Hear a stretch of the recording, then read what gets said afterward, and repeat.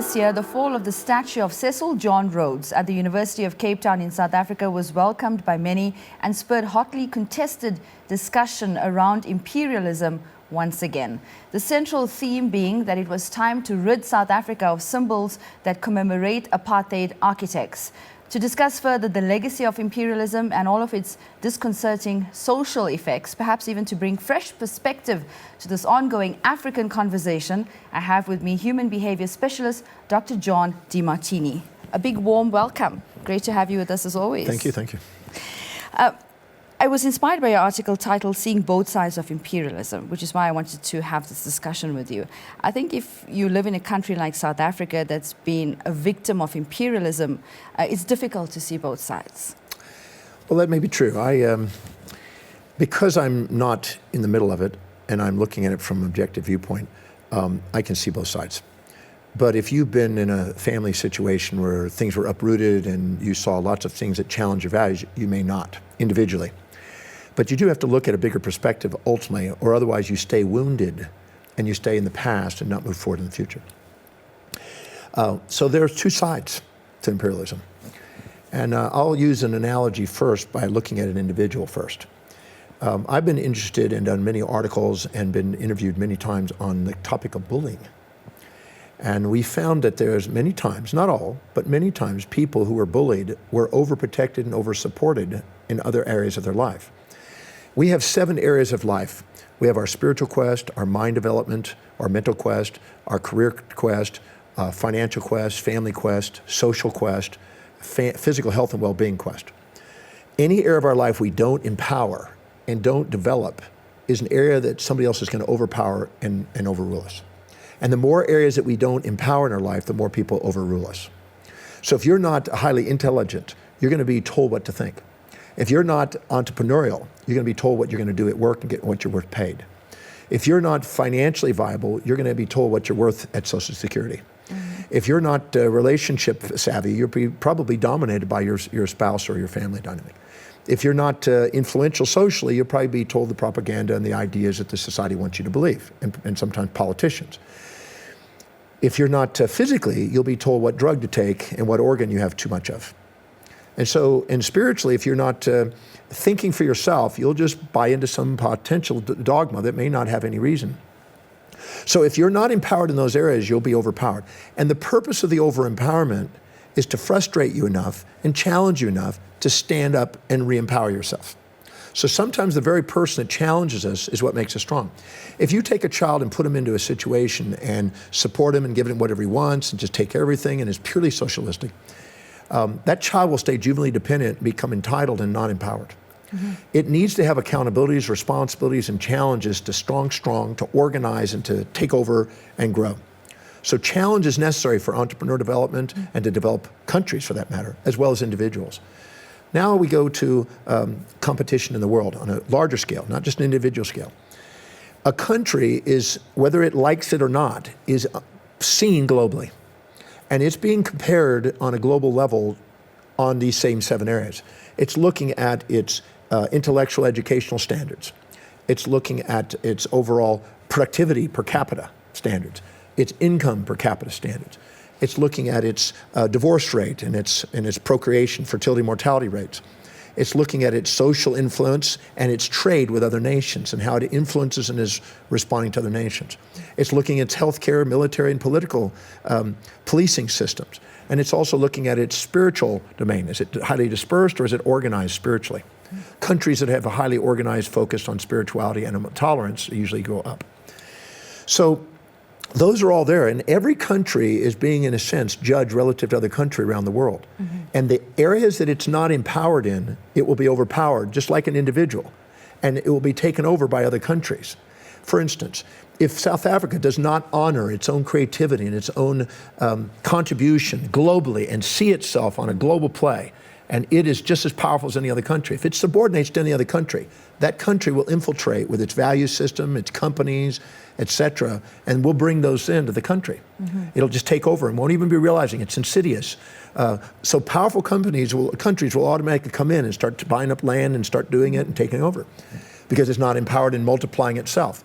So any country that is not empowered in all 7 areas, the balance of powers, as they taught at Harvard University, will automatically start getting infiltrated and taken over by other countries. Imperialism is a byproduct of disempowerment at the time. Now, we can have social idealisms, we can even have tribal belief systems that we believe in, we like, but on a global scale, you have to compete globally. Yeah. That's why it works today. So if we're not competing on a global level, we're vulnerable to people taking over and running us. During the imperialistic era, this is what happened. Any of the underdeveloped countries that had resources, imperialism came in and grabbed those resources and took it and dominated. Now, the downside is people are being suppressed by that. The upside is it brings in skills, it brings in talents, brings in knowledge, it brings in things from a developed country and expedites and speeds up the development of many of those 7 areas of life. But eventually the people say enough is enough, and they say we want our country back and take it, and they stand up and they organize and they do as history has shown right here. But in the meantime, in that period of time, there's been an acceleration of the 7 powers in that country so it can now globally compete. The drawback is it had to go through that experience. Yeah. The benefit side is it's now a world competitor, and it's now doing it. And what it does is it empowers itself, the other softens, and it brings a balance of power. So it's nature's way of bringing a balance of powers, and it takes back over its power, and it stands stronger than it would have if it had not happened. That's the benefit side of it, but there's also downside. Sure. So to see it only a downside and play a victim of your history and being entitled and staying stuck in that is not understanding how nature works and not really appreciating the 2 sides of that event. So now the question is, when countries are not honoring that and not appreciating that, they'll end up recreating it within their own group. And they'll end up doing that same thing, and they'll end up suppressing and playing that same thing and the other disempowered people in the culture. So it's not necessarily racial that does it, it's not necessarily color that does it, it's just power. So any area of our life that we don't empower, we get overpowered. Any country that doesn't empower all 7 areas can be overpowered. That's one of the reasons I'm here, as far as I'm concerned.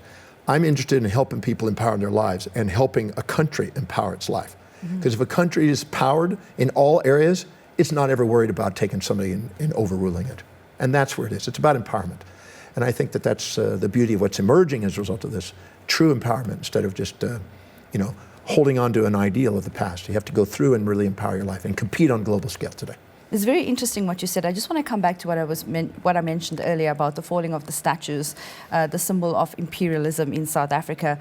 Coincidentally, in the US, there's a similar debate that's taking place, perhaps also around imperialism, around the display of the Confederate flag, and they're calling for the flag to be totally destroyed, to be removed from their societies. Do you think it's necessary moving forward for nations to get rid of these negative symbols?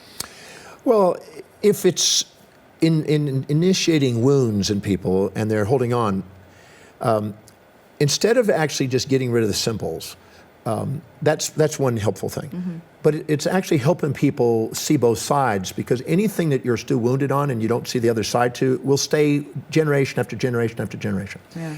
I was in Ireland a few years back, and I met with the president of Ireland. And I met with them and discussed the issue between Northern and Southern Ireland. And they asked me to bring in my Demartini method and go actually work with some people that had the conflict between the 2 sides. And we negotiated and had an amazing day working on this. And they were saying that what's happening, this victim mentality is not working. And holding on to the past and wounds and wounds and wounds and wounds, generation after generation, and perpetuating that is keeping us in the past instead of moving us forward in the future. Ultimately, it's not about color or race or anything, it's about human beings. We're Homo sapiens. And we have to realize that and go from that perspective instead of think about it individually, because we're moving towards a globalization of the culture. Yeah. Someday every city is going to have every country represented in that city. And Joburg has been demonstrating that right now. We're getting people from all over the world coming into this city, and eventually Joburg is going to be a melting pot of all types of cultures. The world is integrating that way. Realizing that and understanding that is essential. And holding on to wounds of the past is not going to, not forgetting it, but not making it a wound. Know that it's an essential part of the evolution. Taking down a statue is great, but it's not, if you're still wounded, you're still wounded, and you're still going to have prompts bring those wounds up. My advice is to clear the wounds, move forward, understand the behavior, go forward. Don't repeat the cycle. I think it was interesting what you mentioned earlier in terms of the benefits of imperialism, that is opening up the economies and the skills transfer that's taken place as well, bringing indirectly bringing nations together. But I think it all comes down to what you said about economics, and research also shows that racism is actually a byproduct of imperialism, which is really based on economic gain. Do you agree with that? If a person, you got to realize during the time that was going on, there was still a belief system, a false belief system that based on racial. The idea of, in anthropology, the idea of race is no longer used. There is no race. It's not a term that's being used because it's Homo sapiens. But at the time, that stage of development was still in the thinking process. So it was because of ignorance that that whole thing came about.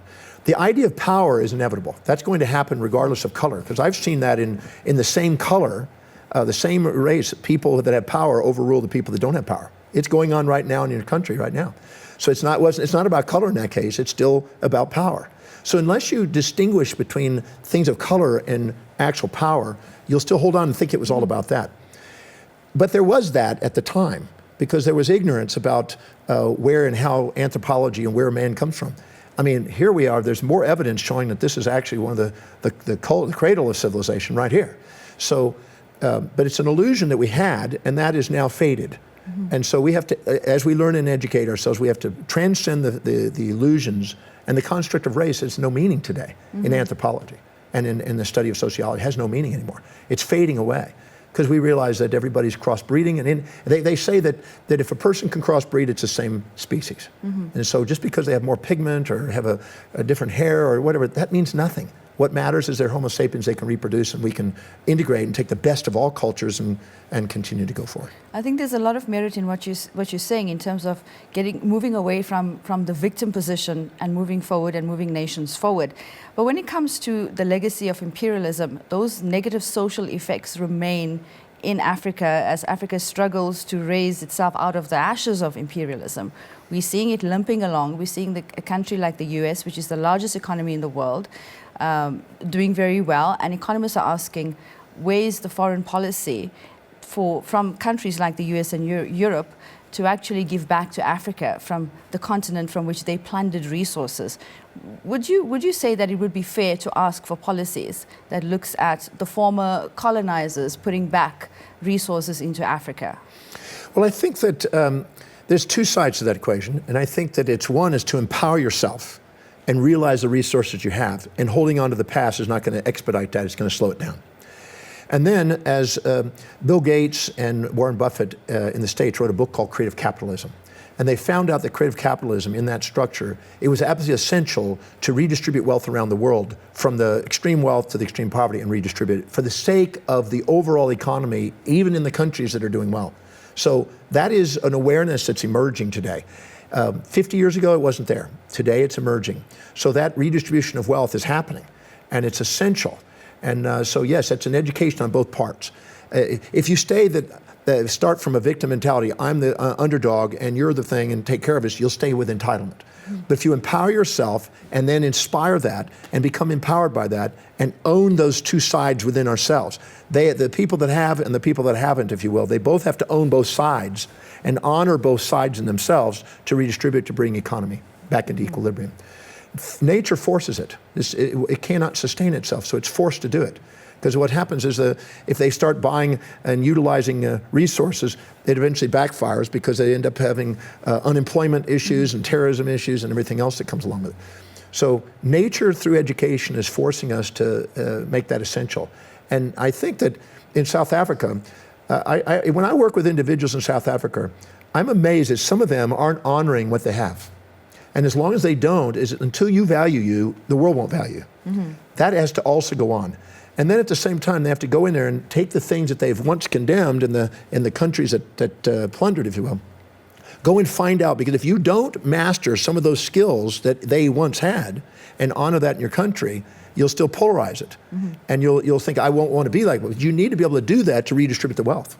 So you need some of what they have, they need something of what you have. And so it's learning how to respect different value systems and different cultures. That's essential.